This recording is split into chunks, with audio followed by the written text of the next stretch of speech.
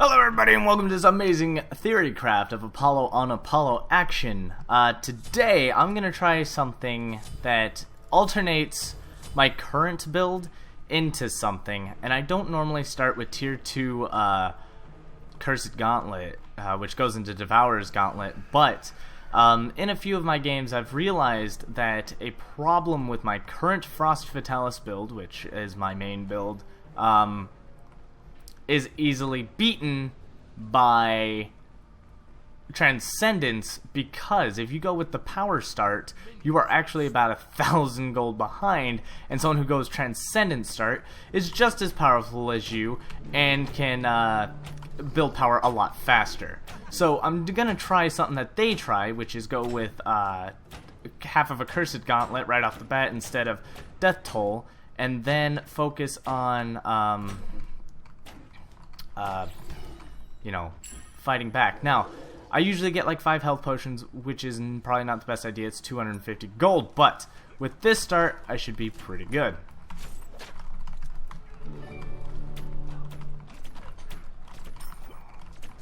Alright, let's see.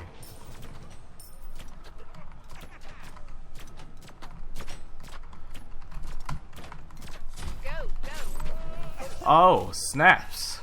I played awkwardly. I tried to level my 2 up, and that failed me miserably. But he went with a golden bow start.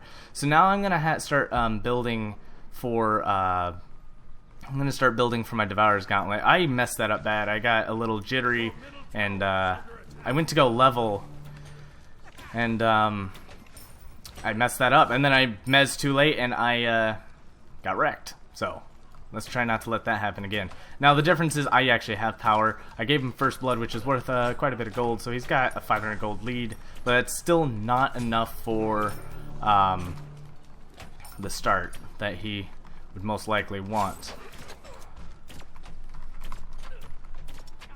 Especially since I just practically knocked him out of the fight right there. So there we go. He's using gold, which is through those potions. Normally I have a ton of potions, but like I said, I really goofed and fought him when I should not have. Alright, so what we're actually going to do is focus my passive on him. That'll get him out of the fight, and I can pressure his minions a little better. Heal up from my Devours. It's been a while since I have rushed Devours this hardcore, but I think that the early power will do me justice. Now, if I'm not mistaken, this gentleman will ult back in. If he does not, I will question him. I'm going to try to go for... There it is. There's the ult. So he saw me go over here.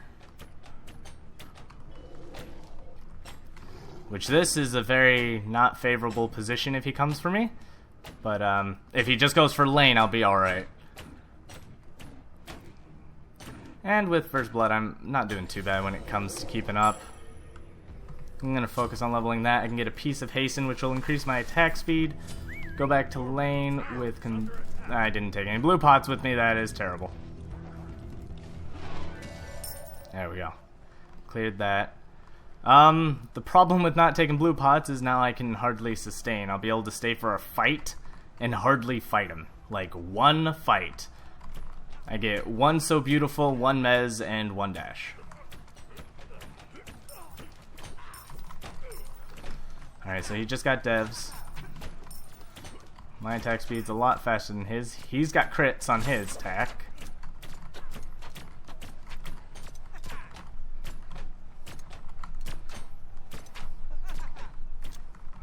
That's right. Get out of here.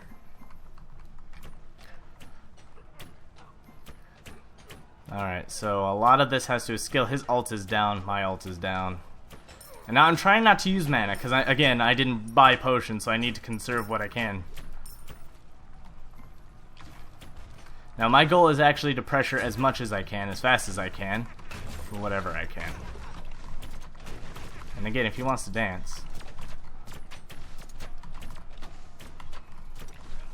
Alright, so I'm going to let him waste that passive of his. So I get a lot of lifesteal walking backwards, mostly because, ooh, That's not looking good, buddy. Oh, snaps. He's out. So I'm gonna go ahead and back. Oh, he's stuck around. I want him to lose the gold. I've got to force the gold loss. His ult is back. I am getting out of here. No freaking reason to stick around. So now I'm finally able to actually buy my first crit item already, which he kind of has his, and he's building a Hastened Fatalis as well. Awkward. Why hasten? I mean, I get if he follows me, this is a thing, but why golden bow? I don't recommend golden bow, like, ever. Not an Apollo, anyways. There's several things you do and don't do, and I think that golden bow is one of them.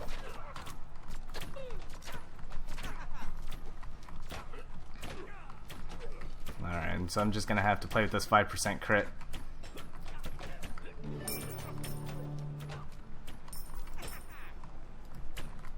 Oh, what? Oh, come on. It wasn't even all the way to the center. Damn it, I would have shot faster had I known. And the key word is, had I known. I did not know. So, owning the red buff is very important for me right now, as I do have a power item. It's very important for me to hold this, because even though he's got better clear, if I have red buff, I'll be stronger at all times. He went to check the red buff over there. I took the red buff over there. I'll lose a little gold, whatever. Just focus on staying ahead. And even with that first blood, I'm still holding out pretty well.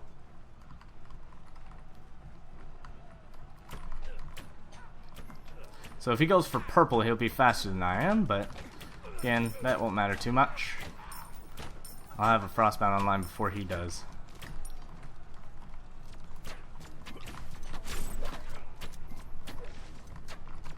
Alright, just a little annoying. So I don't have my passive up yet.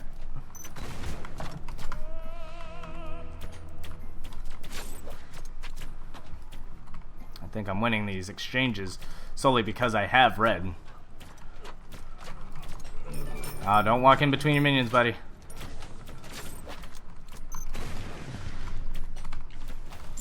There we go. That's payback for that first blood. But I think this start is a little more viable than my usual power start against other hunters. Uh-oh. That... I think he ulted already. I want to say with confidence he ulted already. But in case he didn't, I have an ult and I'm lifestealing like a crazy mofo. Yeah, he didn't ult, so. Just gotta worry about that. Consume some mana. And he can choose to come and chase and fight and contest for this. But I wouldn't personally recommend it. Mostly because I could slip away. No idea what he's going to do, though. Alright, so I got Rage. Next item is Frostbound, but we're going to buy 2 mana potions, level my ult up, so that when it goes on cooldown, it's going to have the lesser cooldown to it. So Rage is mine. He's going for Soul Eater. What the hell is Soul Eater going to do for you, brother? I've seen it work on one god, but that was only because that one god was Radisker. And Radisker, I was Isis, and it worked on him because it just gave him a whole bunch of health, and I could not burst the health down.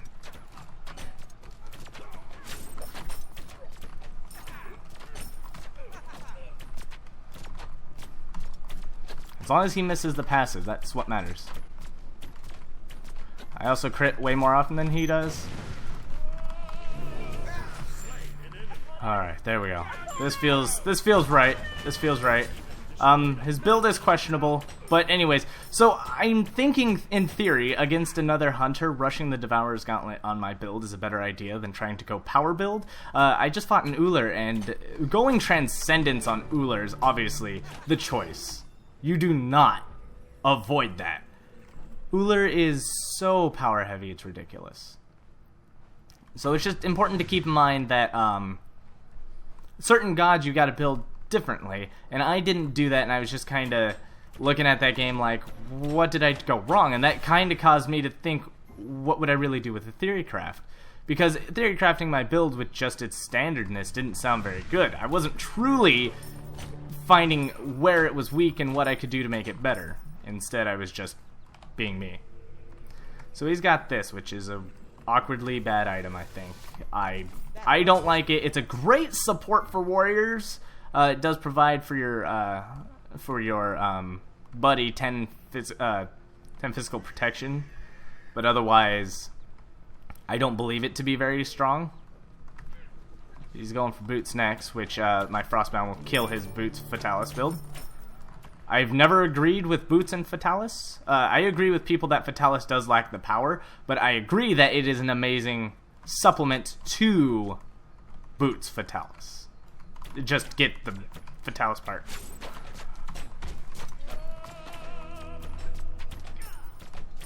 Alright, you're wasting your passive, buddy. You shouldn't really waste that passive of yours.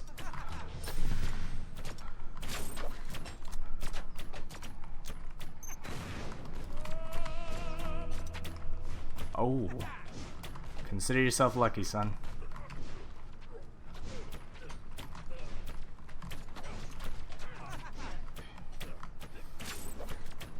Oh, he still wants to contest me, even after almost dying to me under Phoenix. Strong. Is that a purple buff he had? I wasn't sure exactly. Yeah, it was his purple buff. Red is up. I'm going to try to take it. There's no reason to try to contest him right now.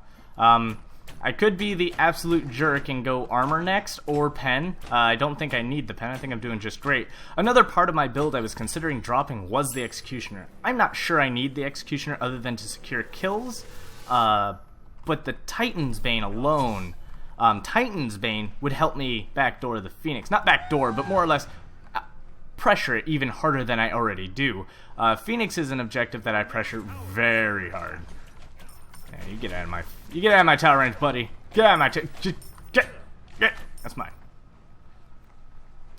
He's buffless. He's naked. Oh, that other red buff is now up. Trying not to consume any mana. My power alone should be able to handle this. Say the words should heavily. And just try to save up the money. I'm trying to figure out what he's building here. He's going for defense next. I'm going to need that Titan's Bane. It's weird that his build actually still complements him. He's going to be healthy like me because that Soul Eater is healthy. And it does provide a little better lifesteal. However, I believe heavily that my my Frostbound will overall win because, well, first off, slows. And, yeah, that doesn't get annoying, does it? I don't even need that to box you, buddy. That armor is getting in my way. If you could just die, that'd be great.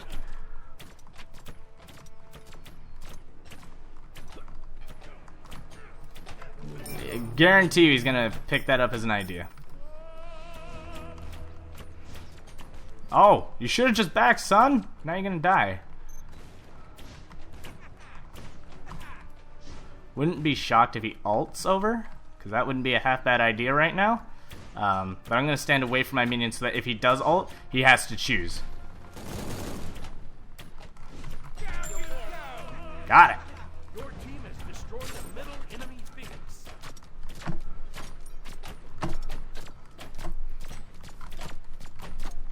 I also am slowing his attack speed with my Frostbound. Yeah. Overall, I just had better power, better crit chance, I had better utility, and I just think that this is a good way to start this Theorycraft. Now I'm going to play with my build and see if I can make it unstoppable. Thank you everybody for watching. Like, comment, subscribe, and as always, good game. Hello everybody and welcome to the end screen where we talk about my build in all of its glory. This is the Theorycraft for the Frost Fatalis build, and I'm rebuilding it and building its build order slightly different than its usual start. What I have noticed in all of my losses with this build is usually if I fall behind, I lose. It's as simple as that. Starting with a power start with Devour's Gauntlet, Death Toll and the Power Potion with the red buff usually gives me this really powerful start that if I score first blood, I suddenly jump ahead and I pay off my potion and I'm able to, super pressure their towers, make them lose a lot of money.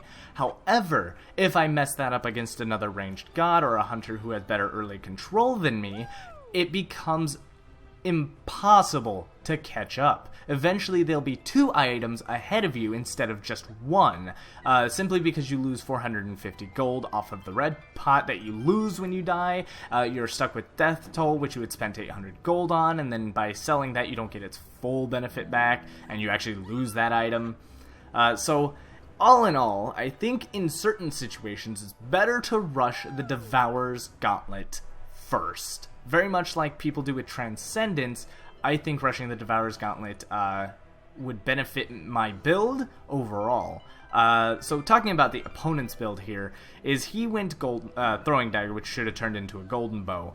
I don't recommend this too much in Joust, as overall, unless your god can use Golden Bow, you're wasting a lot of money starting with the Throwing Dagger. You can get lucky and get the lucky 7% crit on your opponent, which can immediately turn the fight in your favor, and you also get slightly good area clear. It's actually pretty piss poor early game. It's much better late game, but it's pretty piss poor early. Otherwise, he threw himself behind buying this, and that's what I was talking about. Once you fall behind, this game gets difficult. He did score first blood, but when he scored that first blood, I didn't have a potion to lose. I just lost the gold bonus that he gained for that first blood. Then I came back with a vengeance, got my ass in gear, and kicked him in the face. So then he was always behind me in a build, except he went for Soul Eater as I went for Rage, and when I already had Rage, that is equivalent, actually not equivalent, much better than his Throwing Dagger. Having a 30% crit chance plus 10% every time you don't get a crit is amazing. This gets up to 80% if you're having a bad day, but it makes sure you get those crits as fast as you possibly can. And then as I got Frostbound, he built an item that totally screwed him. And I guarantee you he bought boots thinking that he needed boots. It's part of the meta. It's what you do in MOBAs. But in this game, boots are not everything. Boots are not a requirement. Boots are nice. Boots help with mobility. But 10% to that 8% difference is not gonna make a huge difference, especially with a Frostbound. I'm reducing his movement speed by 30%. That means I've taken off the bonus of his Ninja Tabby and his Hastened Fatalis and an additional 2%. I totally nullified his 2 movement speed items for what they were. On top of that, I've removed his attack speed by 15%, making his Hastened Fatalis half as useful. However, I still maintained the full effect of Hasten. I got 400 health to his 300, and it's just kind of overall his item choice was poor. He wasn't terrible. He actually got First Blood, did pretty good, but he was kind of hesitant to move forward, I would say. Otherwise, he did a moderately good job. He was building his defensive item, but I do question where the power in his build was, because his only crit item was the Throwing Dagger and 7% chance crit versus my 30. Definitely cost him the game. Thank you everybody for watching. Like, comment, subscribe, and as always, good game.